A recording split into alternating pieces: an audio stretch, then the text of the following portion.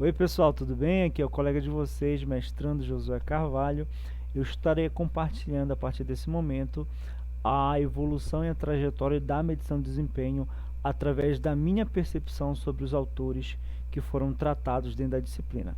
Antes de iniciar, eu gostaria primeiramente de agradecer a todos os colegas, principalmente as orientandas da professora Sandra e a própria professora Sandra, que nos trouxeram material de excelente qualidade e foi uma das disciplinas na qual eu mais pude aprender e muitos conceitos eu tenho tirado para minha vida profissional, para minha vida acadêmica e é muito importante, foi muito importante essa disciplina para minha formação e eu acredito que eu saio com a sensação de dever cumprido nesse ponto. Vamos lá. Contextualizando, nós percebemos através da literatura que envolve a medição de desempenho um acréscimo relevante a partir do final do século XX. Então, lá a partir de 88, a partir de 92, com publicações do Neely, Kennedy Neely, Kepler Norton também, que trouxeram grandes contribuições para a medição de desempenho, dentre outros autores também muito relevantes, já se percebeu esse crescimento em publicações acadêmicas e que tem grande notoriedade até mesmo nos tempos atuais. Então são o que nós chamamos de literatura base, uma literatura que é importante, uma literatura que tem agregado muito valor no conhecimento, no que se conhece sobre medição de desempenho. Born et al. 2000, ele nos elucida que apesar deste crescimento de publicações lá nos anos finais do século XX, já se falava sobre medição em desempenho, sobre a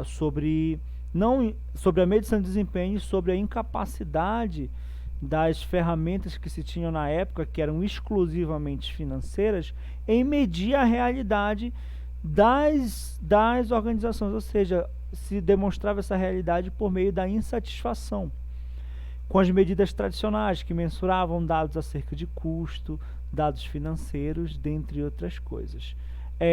Tal fato, então, culminou com o desenvolvimento de uma estrutura de desempenho que os autores denominam de equilibradas ou multidimensionais. São essas estruturas que foram trazidas através de diversas contribuições de muitos autores, que relacionavam principalmente dados qualitativos, dados que agregassem valor, e isso foi muito importante para a avaliação de desempenho, para a medição de desempenho nessas perspectivas e para quebrar esse paradigma das ferramentas tradicionais de cunho apenas financeiro, apenas relacionado ao custeio. Prosseguindo, a discussão a partir dos autores utilizados na disciplina pode ter respondido a lacuna relacionada à questão qual tipo de medida as empresas devem usar. No entanto, elas não criam assim uma proposta para que as empresas possam fazer, para que elas possam organizar. Então isso aí foi construído muito a partir de autores atuais, a partir de prática desenvolvida dos autores, enfim. Byton, em 1990, propõe uma abordagem baseada na metodologia Gray para a modelagem empresarial, dividindo o planejamento e o controle da manufatura em unidades de tomada de decisão discreta e, em seguida, anexando medida de desempenho adequada a cada decisão. Então, a gente trazendo o exemplo de Byton, a gente percebe que se procurou mesclar essas medidas de desempenho que tinham um caráter qualitativo com as medidas tradicionais. E assim também como foi o Balance Scorecard proposto por Kepler Norton, e assim como também demais ferramentas foram desenvolvidas neste intuito.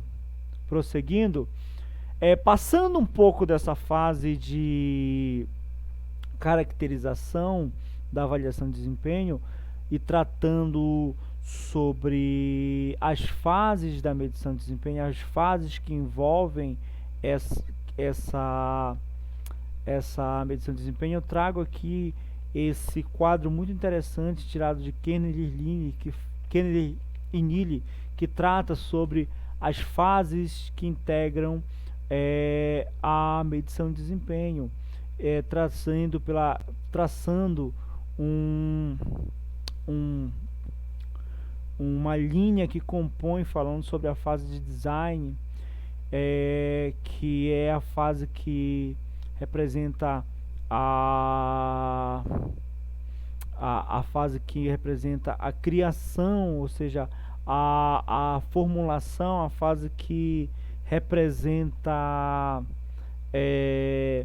quando é desenhado, como o próprio nome já diz, as estruturas de desempenho, se relacionando com a fase de implementação, que é a fase onde se é testado a estrutura da medição de desempenho, onde se é testado se aquela medição de desempenho ela está adequada, e a fase de uso, que é a fase que a medição de desempenho está efetivamente implementada, né? E é interessante trazer nessa construção que as fases elas se relacionam grandemente. Então, a fase de design ela está ligada com a fase de implementação, que está ligada com a fase de uso. Então, é um processo cíclico, como nós costumamos dizer, que tem relação com implementação, que tem relação com fatores externos, fatores internos, tem que ter relação com a reflexão do processo. Então, será que meu sistema de medição de desempenho que foi implantado há 10 anos, ele se adequa à realidade de hoje? Será que a realidade permanece a mesma? Então, são pontos importantes que os autores trouxeram, que os autores construíram e que até hoje nos gera um grande debate. Então, a partir da construção dos autores, a gente entende que a medição de desempenho ela é um sistema que ele é dinâmico, que ele é um sistema cíclico, que ele passa por esse processo de implementação, ele passa por essa fase de design, que é uma fase que está relacionada com as demais fases, a fase de implementação, a fase de uso.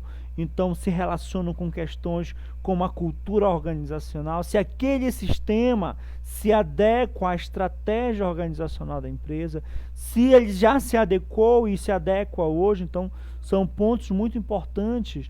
Refletir sobre o processo, sobre a cultura, sobre os sistemas, modificar quando necessário. Então, toda essa questão relacionada a esses pré-requisitos para que esse sistema ele possa estar implementado. Então, não adianta de nada se desenhar um sistema de avaliação de desempenho e ele não corresponder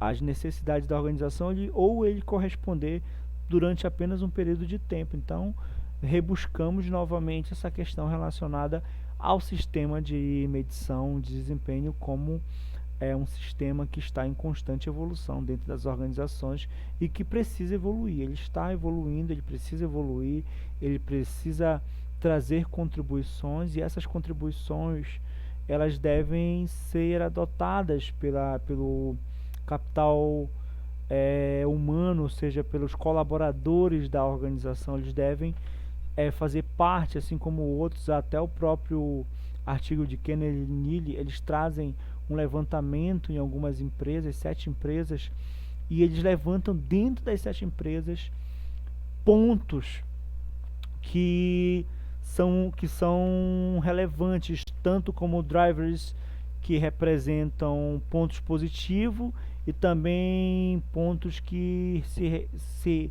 demonstram como fatores de melhoria, ou então barreiras, melhor dizendo. E essas barreiras estavam muito relacionadas às pessoas, aos processos, às medidas de desempenho tradicional. Ou seja, teve um caso que eu achei até interessante, que eu trouxe na aula, que o gestor ele sabia da importância do Balance Scorecard, por exemplo, que é uma ferramenta que traz dados financeiros, que traz dados qualitativos também, que traz dados dos clientes, da estratégia, só que ele não implementou na organização. O que adianta, fazendo uma crítica, né? eu entender que algo é importante, mas eu não implementar isso na minha organização. Então é um ponto que foi muito relevante nessa construção. Para que, chegando próximo de uma conclusão, a gente vem aqui nesse resumo gráfico ao qual eu criei, que faz esse rebuscado vamos dizer assim, de uma trajetória, essa trajetória organizada por tempo. Então, entre 1970 e 1980, a gente percebe o que o Born trouxe et al. Sobre a insatisfação com os métodos de avaliação tradicional. Em 1992 a 1995, temos importantes contribuições de Akers e Peabold, no 92, Kaplan, Norton, Phil e Graham, em 1995, e principalmente nas questões relacionadas às informações e ao feedback das medidas, como eles devem ser usados para desafiar as suposições e testar a validade da estratégia. Olha que interessante.